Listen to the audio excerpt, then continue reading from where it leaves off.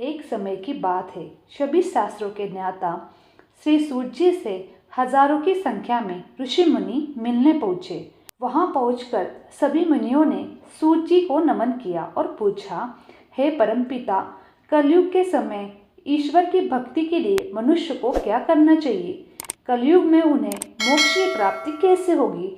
हे प्रभु, कृपया कर आप हमें किसी ऐसे तप के बारे में बताएं जिसे करने से मन की मुराद पूरी होगी और साथ ही पुण्य की प्राप्ति हो जाए। ऋषि की बात सुनकर सूत जी बोले, हे मुनिगण, आप सभी ने मनुष्य के हित के बारे में एक अच्छा सवाल किया है। मैं आप सभी को एक ऐसे व्रत के बारे में बताऊंगा जिसके बारे में खुद लक्ष्मीपति नारद मुनि को बताने लगे। आप सभी इस व्रत को ध्यानपूर्वक सुनो। एक बार नारद मुनि दूसरों के हित की अभिलाषा लिए कई लोकों में भ्रमण पर निकले। इस भ्रमण के दौरान घूमते घूमते एक दिन वे मृत्युलोक यानी धरती पर आ पहुँचे। यहाँ नारद मुनि ने देखा कि सभी मनुष्य अपने कर्मों का फल भोग रहे हैं। इसके कारण सभी लोग दुखी पीड़ित है। यह देखकर उनके मन में एक सवाल आया कि ऐसा कौन सा उपाय निकाला जाए जिसका पालन करने से मनुष्य के दुखों का अंत किया जा सके। अपने इस सवाल को लेकर नारद मुनि विष्णु लोक पहुँचे। वहाँ उन्होंने भगवान नारायण की आराधना की। प्रार्थना करते हुए नारद मुनि बोले, हे प्रभु, आप तो सर्वशक्तिमान हैं, आपका कोई अंत नहीं है। आप सभी भक्तों के कष्ट को दूर करते हैं। आपको मेरा प्रणाम है। नारद मुनि की यह बातें सुनकर भगवान विष्णु प्रकट हुए और कहा, हे नारद मुनि, आपके मन में ऐसा कौन सा सवाल है जिसके लिए आप यहाँ पधारे हो? भगवान विष्णु की बात सुनकर नारद मुनि बोले, प्रभु, मृत्यु लोक में मनुष्य अपने कर्मों के दुख झेल रहे हैं। भगवान, आप अगर मुझ पर तनिक भी दया करते हो तो आप कृपया करके मुझे यह बताएं कि मानव ऐसे कौन से काम करे जिससे उन्हें इस दुख से मुक्ति मिल सके। विष्णु भगवान ने जवाब दिया, हे मुनि, मानव जाति की भलाई के लिए आपने एक अच्छा सवाल किया है। मैं आपको वो बात बताऊंगा जिसका पालन करने से मनुष्य का मोह से नाता छूट सकता है। इतना कहने के बाद भगवान विष्णु ने व्रत के बारे में बताना शुरू किया।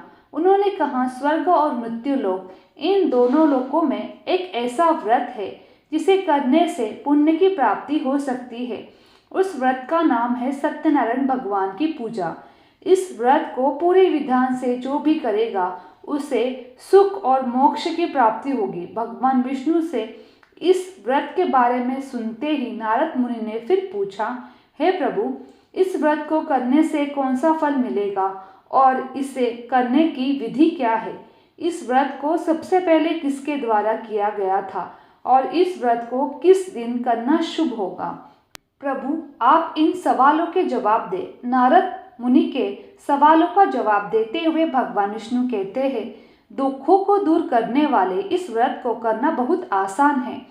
इसको करने के लिए मनुष्य को पूरी भक्ति से शाम के समय ब्राह्मणों के साथ सत्यनारायण भगवान की पूजा करनी चाहिए। इसके लिए सबसे पहले भोग तैयार होगा। भोग के लिए दूध, केला, घी और गेहूं के आटे को 1/4 भाग में लेना होगा। गेहूं नहीं है तो उसकी जगह सादी आटे का उपयोग किया जा सकता है। फिर शक्कर और गुड़ सहित सभी खाने की योग्य पदार्थों को मिलाकर भगवान को भोग लगाना होगा। व्रत रखने वाले को भजन कीर्तन का आयोजन करना होगा। भक्ति में लीन होकर भगवान सत्यनारायण की अर्चना करनी होगी। इसके बाद व्रत रखने वाले को, ब्राह्मणों को और सभी परिजनों को भोजन करवाना चाहिए। इसके बाद व्रत रखने वाला खुद भोजन करेगा। इस तरह पूरी विधि के साथ सत्यनारायण भगवान की पूजा करने से मनुष्य की हर इच्छा पूरी हो सकती है। साथ ही यह कलयुग में मोक्ष प्राप्त करने का एकमात्र सरल उपाय है।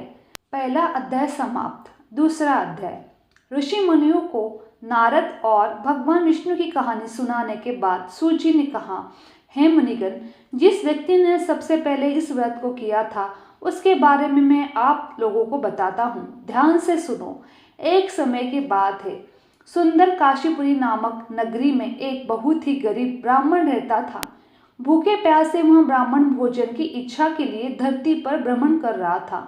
यहाँ देखकर एक दिन सत्यनारायण भगवान खुद बूढ़े ब्राह्मण का रूप में धरती पर आए और उन्होंने उस गरीब ब्राह्मण के पास जाकर पूछा, आप रोजाना इतना उदास मन लेकर इस धरती पर क्यों घूमते रहते हैं? ब्राह्मण ने जवाब में कहा, मैं एक गरीब ब्राह्मण हूँ और भिक्षा की तलाश में धरती पर भ्रमण करने को मजबूर हूँ।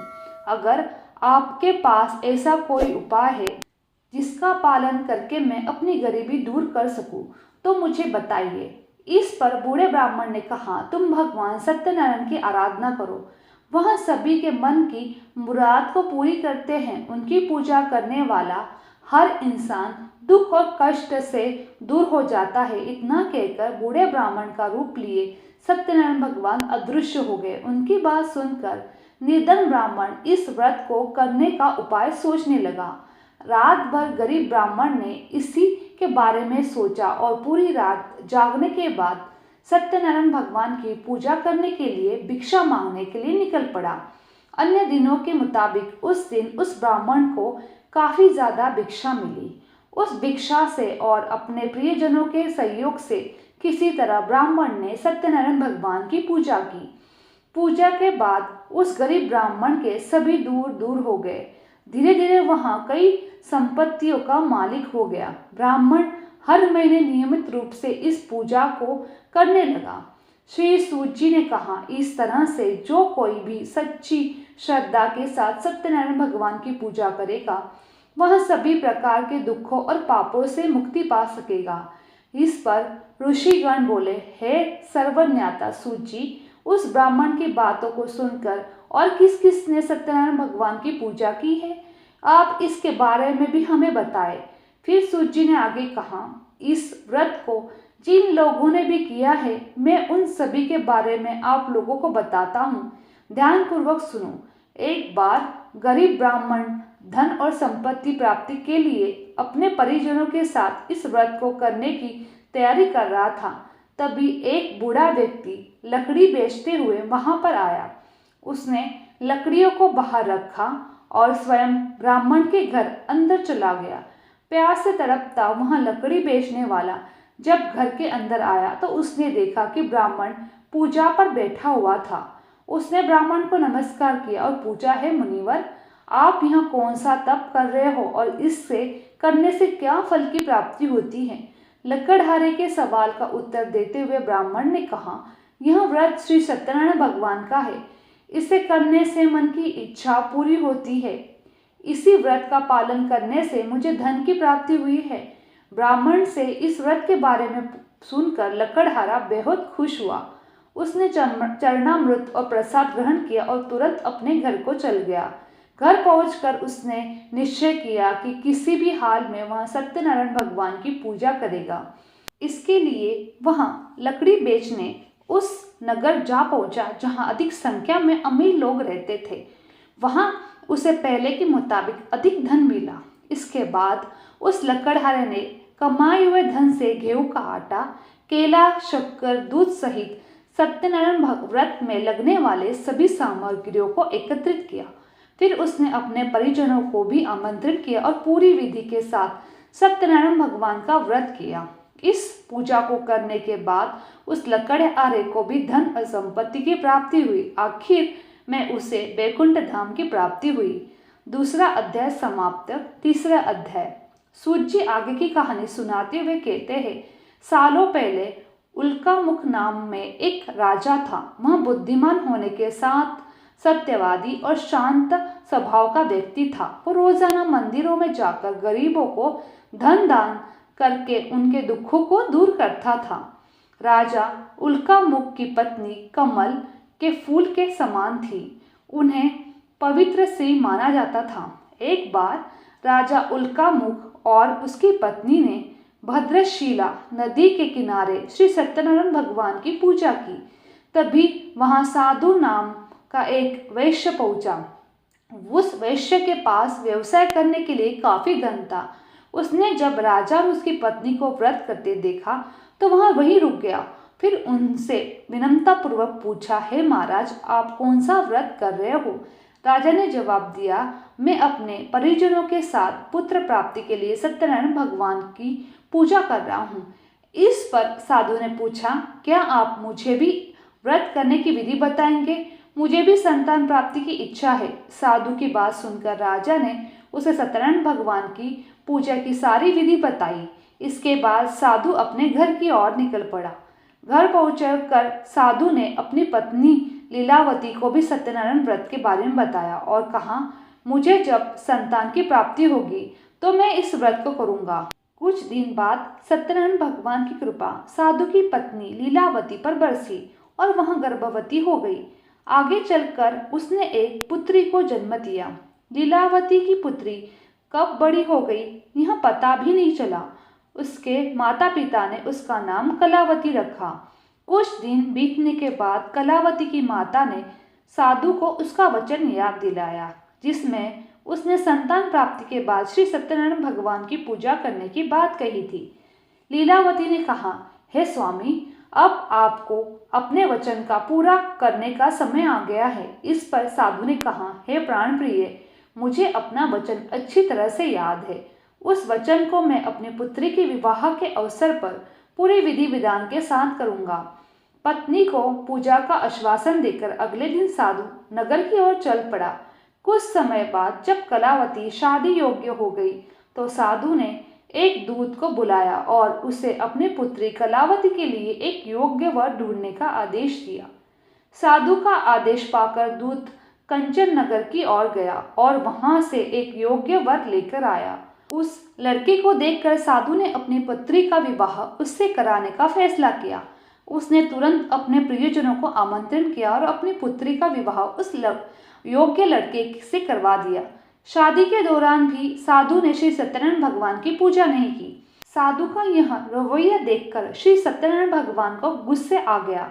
उन्होंने साधु को अभिशाप दिया, उसके जीवन में सब सुख समृद्धि को दूर हो जाएगी। इधर अपने कार्यों में व्यस्त साधु अपने दामाद के साथ चंद्रकेतु राजा के नगर में व्यापार करने पहुंचा। तभी एक दिन अचानक एक चोर चंद्रकेतु राजा का धन चुराकर भागते भागते उसी साधु की दुकान पर जा पहुंचा। यहाँ सिपाहियों को अपने पीछे आते देख चोर ने चुराया हुआ धन साधु की दुकान में छिपा दिया। राजा के सिपाही जब वहां पहुंचे तो उन्हें राजा का धन साधु और उसके जमाई के पास दिखाई दिया। उन्होंने तुरंत दोनों को बंदी बना लिया और उन्हें राजा के पास ले गए। सिपाहियों ने राजा से कहा, महाराज, हमने दोनों चोरों को चुराए हुए धन के साथ पकड़ लिया है। आप बस आदेश दे कि इन दोनों को क्या सजा देनी होगी। राजा ने सिपाहियों को आदेश दिया कि बिना देर किए दोनों को इसी वक्त कारावास में डाल दिया जाए, साथ ही उनके सारे धन को जब्त कर दिया जाए। दूसरी तरफ साधु की पत्नी भी दुखी थी। उसके घर में जो कुछ भी सामान था उसे चोर ले गए। एक दिन साधु की बेटी कलावती भूख प्यास से तड़पती हुई भोजन की तलाश में एक ब्राह्मण के घर पहुंची। वहां उसने श्री सत्यनारायण का व्रत होते हुए देखा। फिर उसने भी उस ब्राह्मण से सत्यनारायण भगवान की कथा सुनी। इसके बाद प्रसाद ग्रहण करके अपने घर चली। घर पहुंचते ही कलावती की माँ ने उससे पूछा, बेटी, तुम अब तक कहाँ थी? तुम्हारे मन में क्या उथल पुथल हो रही है? इस पर कलावती ने अपनी माँ से कहा, हे माता, मैं अभी अभी एक ब्राह्मण के घर से आ रही हूँ। वहाँ मैंने श्री सत्यनारायण भगवान की कथा सुनी। अपनी पुत्री की बातों को सुनने के बाद लीलावती ने भी सत्यनारायण भगवान की पूजा की तैयारी शुरू कर दी। फिर उसने अपने परिजनों को बुलाया और पूरे विधान के साथ सत्यनारायण भगवान की पूजा की। साथ ही लीलावती ने भगवान से अपने पापों के लिए माफ़ी मांगी और अपने पति और जमाई को रिहा करने की प्रार्थना की। लीलावती के इस कार्य से श्री सत्यनारायण भगवान प्रसन्न हुए। उन्होंने राजा चंद्रकेतु को सपने में दर्शन दिए और कहा, हे राजन, तुमने जिस बंदी को बनाकर रखा है उसे तुरंत रिहा कर दो और उसकी धन संपत्ति भी लौटा दो। अगर तुमने ऐसा नहीं किया तो मैं तुम्हें धन और संतान के सुख से वंचित कर दूंगा। अगली सुबह राजा ने दरबार में अपने सपने के बारे में बताया और सिपाहियों को दोनों कैदियों को सभा में लाने के लिए कहा। इसके बाद सिपाहियों ने साधु और उसके जमाई को लेकर दरबार पहुंचे। यहाँ दोनों ने राजा को प्रणाम किया। इसके बाद राजा ने उनसे कहा, हमें गलतफहमी हो गई थी, अब वो दूर हो गई है, इसलिए हम आप लोगों को पूरे सम्मान और धन दौलत के साथ छोड़ रहे हैं। उसके बाद राजा ने उन दोनों को सम्मान और धन के साथ छोड़ दिया। तीसरा अध्याय समाप्त। अध्याय चौथा। सभी शास्त्रों के ज्ञाता सूर्य ऋषि मुनियों और आगे की कहानी सुनाते हुए कहते हैं, राजा की आज्ञा के बाद वह साधु अपने दामाद के साथ घर की तरफ निकल पड़ा। कुछ दूर जाने के बाद रास्ते में उसे एक व्यक्ति मिला जो डंडे के सहारे चल रहा था। वो व्यक्ति असल में खुद सत्यनारायण भगवान ही थे। उन्होंने उससे पूछा, हे साधु, तुम्हारी नौका में क्या है? यह सुनकर वैश्य हंस पड़ा और अभिमान भरे स्वर में कहने लगा, हे सज्जन, आप मुझसे ये प्रश्न क्यों कर रहे हो? कहीं आपको मुझसे धन लेने की इच्छा तो नहीं है? अगर ऐसा है तो बता देता हूँ कि मेरे नाव में आपके लिए केवल बेल पत्ते ही मिलेंगे। वैश्य की इस कठोर बोली को सुनकर भगवान ने कहा, ईश्वर करे तुम्हारी वाणी सच हो जाए। ऐसा कहकर वे कुछ दूर समुद्र किनारे जाकर बैठ गया। अब उस वैश्य साधु ने जब अपनी नाव की ओर देखा तो वहां दंग रह गया। उसकी नाव में रखे हुए सारे वस्त्र और आभूषण बेल और पत्तों में बदल गए। यह देख वैश्य बेहोश हो गया। कुछ समय बाद जब उसे होश आया तो वह दुखी हो गया। सभी वैश्य के दामाद ने कहा, पिताजी, आप चिंतित न हो, यह सब उसी व्यक्ति के अभिशाप की वजह से हुआ है। हमें बिना देर किए उनके चरणों में गिरकर माफी मांग लेनी चाहिए, तभी जाकर हमारा यह दुख दूर हो जाएगा। अपने जमाई की बात मानकर वैश्य उस व्यक्ति के पास जा पहुंचा और विनम्र स्वर में बोला, मेरे अपराध के लिए मुझे माफ कर दो। इतना कहकर वैश्य जोर जोर से रोने लगा। इस पर सत्यनारायण भगवान ने कहा, हे साधु, तुम्हें जो भी दुख मिले वो सभी मेरी ही आज्ञा से मिले हैं, क्योंकि तुमने अपने वचन के अनुसार एक भी बार पूजा नहीं की है, जिससे मेरा अपमान हुआ है। इस पर वैश्य ने कहा, हे भगवान, आप तो सर्वशक्तिमान हैं, आपके रूपों को कई देवता भी नहीं पहचानते, तो भला मैं कैसे आपको पहचानता। अब मैं समझ गया हूँ कि अपनी भूल को सुधारने के लिए मैं आपका व्रत जरूर करूँगा। आप कृपया करके मुझे माफ़ कर दे, मेरा धन मुझे लौटा दे। साधु की बात मानकर भगवान सत्यनारायण खुश हुए और उसे आशीर्वाद देकर अदृश्य हो गए। उसके बाद वैश्य अपने जमाई के साथ नाव की ओर लौटा। वहां पहुंचते ही देखा तो उसमें पहले की तरह धन भरा पड़ा हुआ था। इसके बाद उसी जगह पर वैश्य ने दामाद व अन्य साथियों के साथ मिलकर सत्यनारायण भगवान की पूजा की और फिर अपने घर की तरफ चल पड़ा। वैश्य जब अपने जमाई के साथ नगर के पास पहुंचा तो उसने एक दूत के माध्यम से अपने और दामाद के वापस आने की सूचना पत्नी तक भिजवाई। दूत ने उनके घर जाकर वैश्य की पत्नी लीलावती को नमस्कार करते हुए कहा, मालकिन, साहब और दामाद दोनों नगर के पास पहुंच गए हैं। वैश्य की पत्नी लीलावती उस दूत की बात सुनकर काफी प्रसन्न हो गई। उसने तुरंत सत्यनारायण भगवान का व्रत पूरा कर अपनी पुत्री कलावती से कहा, मैं तुम्हारे पिता के दर्शन के लिए जा रही हूँ, तुम भी अपना काम पूरा कर तुरंत दर्शन के लिए आ जाना। अपनी माता की बात सुनकर कलावती भी प्रसन्न हो गई और जल्दबाजी में सत्यनारायण भगवान की कथा का प्रसाद छोड़कर अपने पति और पिता से मिलने चली गई। कलावती द्वारा प्रसाद का अनादर देख भगवान सत्यनारायण एक बार फिर से नाराज हो गए। क्रोध में आकर उन्होंने नाव सहित कलावती के पति को पानी में डुबो दिया। जैसे ही कलावती वहां पहुंची तो उसने देखा उसका पति वहां नहीं है, तो वहां बहुत दुखी हुई और जोर जोर से रोने लगी। इधर वैश्य अपने जमाई को डूबता देखकर एक बार फिर सत्यनारायण भगवान को स्मरण करने लगा। उसने प्रभु से प्रार्थना की, हे ईश्वर, कृपा करके मेरे परिवार से कुछ भूल हुई तो माफ कर देना। साधु की प्रार्थना सुनकर सत्यनारायण भगवान ने कहा, हे साधु, तुम्हारा बेटी ने मेरे प्रसाद का अपमान किया है। यही कारण है कि उसका पति यहाँ दंड झेल रहा है। अगर वह वापस घर लौटकर मेरे प्रसाद का सेवन करती है तो उसका पति सकुशल वापस लौट आएगा। इतना सुनकर कलावती तुरंत घर के अंदर जाती है और प्रसाद का सेवन करती है। प्रसाद खाने के बाद जब कलावती दोबारा अपने घर के बाहर गई, अपने पति की सही सलामती पाई। इसके बाद साधु एक बार फिर अपने परिजनों के साथ मिलकर पूरे विधान के साथ सत्यनारायण भगवान का व्रत करता है। पूजा के बाद वह सुखी सुखी अपना जीवन व्यतीत करता है। अंत में वह इस लोक को सुख प्राप्त कर स्वर्ग लोक में चला जाता है। चौथा अध्याय समाप्त। पांचवा अध्याय। सत्यनारायण कथा के पांचवें और अंतिम अध्याय में सर्वज्ञता सूत जी ऋषि और मुनिगणों को एक और कहानी सुनाते हैं। यह कहानी तुंगध्वज नाम का एक राजा की है जो प्रजा का पालन में व्यस्त रहता था। कुछ समय बाद राजा तुंगध्वज अपने नगर के पास के जंगल में शिकार के लिए निकला। शिकार के बाद राजा एक पेड़ के पास विश्राम करने के लिए रुके, जहां उनकी नज़र कुछ लोगों पर पड़ी जो पूरी विधि विधान के साथ भक्ति में लीन होकर सत्यनारायण भगवान की आराधना कर रहे थे। हमेशा की तरह अपने अभिमान में चूर राजा तुंगध्वज उस पूजा में शामिल नहीं हुआ और न ही भगवान को नमन करना जरूरी समझा। वहां मौजूद लोगों ने राजा को रोककर भगवान का प्रसाद भी दिया, लेकिन तुंगध्वज ने प्रसाद का अपमान करते हुए उसे लेने से मना कर दिया। कुछ समय बाद जब राजा तुंगध्वज अपनी नगरी पहुंचा तो देखा कि उनके प्रदेश में सब कुछ बर्बाद हो चुका था। पूरा नगर तहस नहस देखकर राजा तुरंत समझ गया कि यह सब सत्यनारायण भगवान का प्रसाद का अपमान करने का फल है। वह तुरंत उसी जंगल की ओर गया। बिना किसी देरी से उस पूजा में शामिल होकर भगवान का प्रसाद भी खाया।